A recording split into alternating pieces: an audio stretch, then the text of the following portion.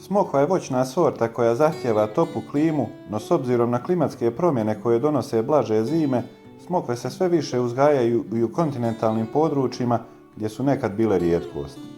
Ova promjena omogućava širenje njenog razvoja i u regijama koje nisu imale povoljne uvjete za njen rast.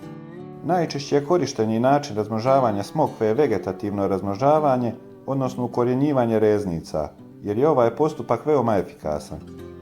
Generativno razmnožavanje, koje uključuje korištenje sjemenki, vrlo je rijetko i obično se koristi u svrhu stvaranja novih sorti ili za istraživanja u agrikulturi.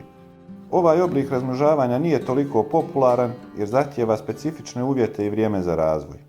Za ožiljavanje smokve najčešće se koriste jednogodišnji izboji koji mogu biti s vršnim pupom ili bez njega. Preporučuje se upotreba reznica s vršnim pupom jer one obično imaju bolje šanse za uspješan rast.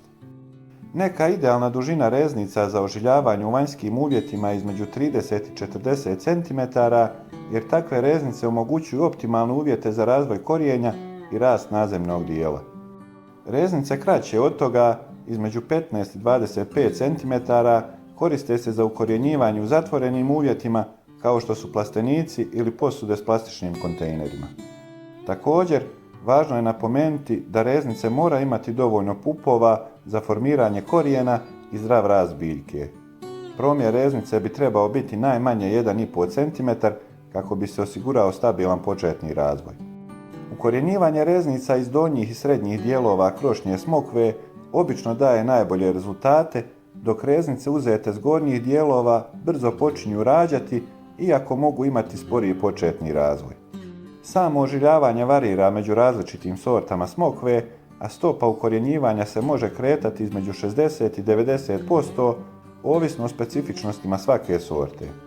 Primjena hormona za ukorjenjivanje nije nužna jer se smokve dobro ukorjenjuju i bez njih. Važno je pratiti uvjete u tlu i održavati optimalnu vlagu kako bi se omogućio zdrav razvoj. Tlo, bilo da se radi o otvorenom prostoru ili kontrolisanim uvjetima, treba biti stalno vlažno i bogato hranjivim tvarima, što se postiže redovnim zalijevanjem i prihranjivanjem. Sadnice je najbolje vaditi nakon završetka prve vegetacije, jer će u tom trenutku imati dovoljno razvijen korijenski sistem, dok bi vađenje nakon druge vegetacije moglo biti otežano zbog previše razvijenog korijena. Kada sadite smokvu na okućnici, najbolje je odmah posaditi na mjesto koje je planirano za njen budući rast, ali pazite da nije preblizu kuće ili drugih objekata, jer smokve razvijaju snažan korijen koji može uzrokovati probleme s temeljima. Za ovaj video toliko, a do sljedećeg lijep pozdrav!